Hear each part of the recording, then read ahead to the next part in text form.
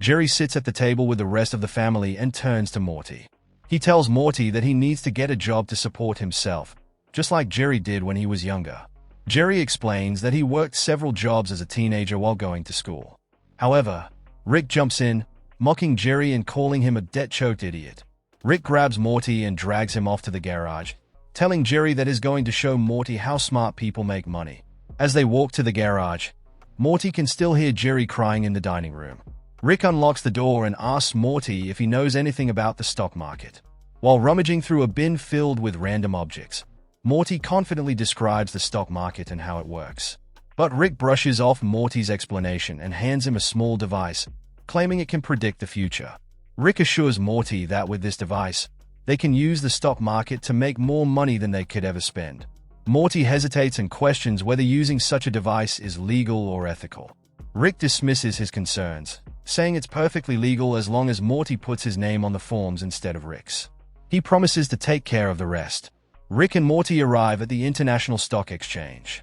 Rick tells Morty to stick close to him and follow his lead, warning him that Rick technically isn't allowed inside the building.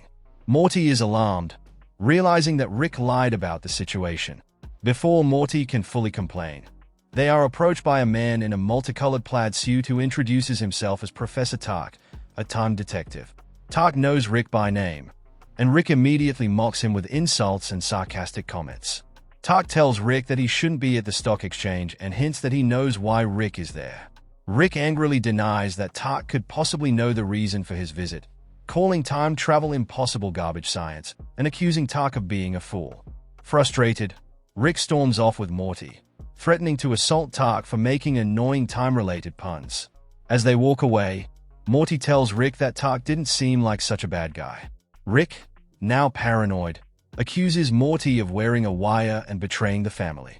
Morty, terrified, insists that he isn't wearing a wire. Rick quickly relents, telling Morty that they need to register him before the offices close for the day.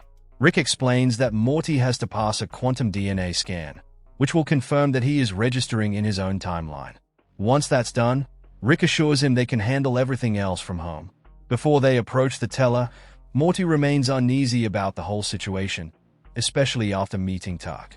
But Rick pushes him forward, reminding Morty that he needs to do this to prove his worth, especially to Jerry. As they begin the registration process, Tock watches them from a dark corner of the room. A short time later, Rick and Morty's plan has succeeded.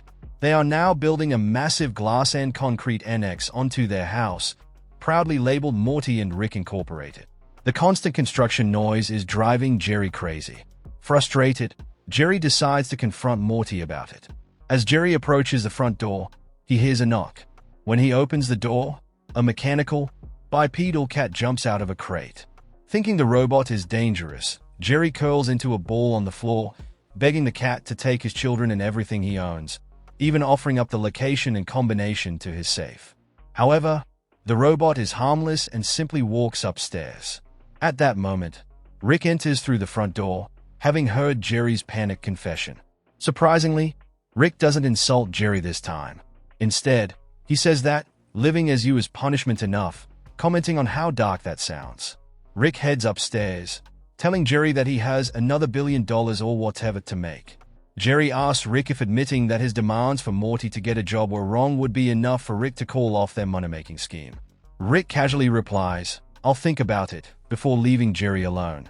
Just then, Professor Tock appears at the door, making yet another time pun.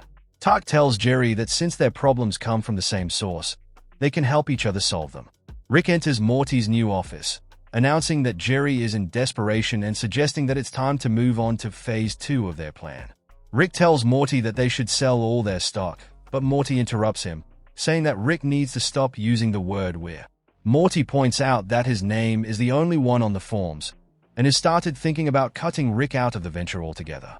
Furious, Rick reminds Morty that without his invention, Morty wouldn't be rich in the first place. But Morty calmly responds by asking the robot cat, named Catogami, to escort Rick out of the office. Rick, now desperate, offers to finally explain how the device really works.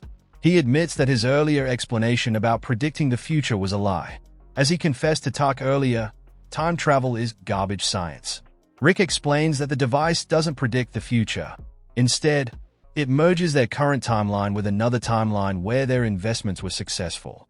But in doing so, the device destroys the other timeline and all the people living in it. Horrified, Morty realizes the weight of what they've done.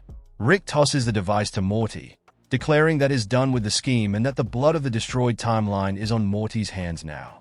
Before Rick can leave, a deafening voice booms into the office, announcing that they are under arrest for breaking time law. Rick immediately realizes that Jerry must have sold them out to Tock, who is now standing outside with a megaphone. Realizing they're in serious trouble, Rick quickly packs a bag and pulls Morty with him. Officers in a helicopter rise up to the office window, and Rick orders Catogami to go into battle mode. The robot cat grows to a huge size and attacks the helicopter. In a moment of calm, Morty apologizes to Rick for letting the money get to his head. As they try to escape down the stairs, they discover that more officers are blocking their path. With sadness, Rick tells Morty that he's going to do what he should have done from the beginning.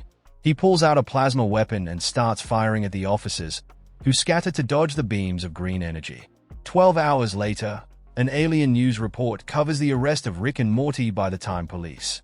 The news reporter, a three-eyed alien named Glob, announces that $12 billion in assets have been seized from their estate by Detective Tock. During a brief statement to the press, Tock makes another time-related pun. Glob reports that Morty seems to have been the mastermind behind the scheme, while Rick, when asked for a comment, simply said, "I bet Jerry feels like a real asshole right now." The news show cuts to a segment about an alien cat, presented by the main anchor. Then, the program shifts to a sports segment on an odd underwater game, hosted by sports anchor. As the show ends, the screen fades out like an old television set.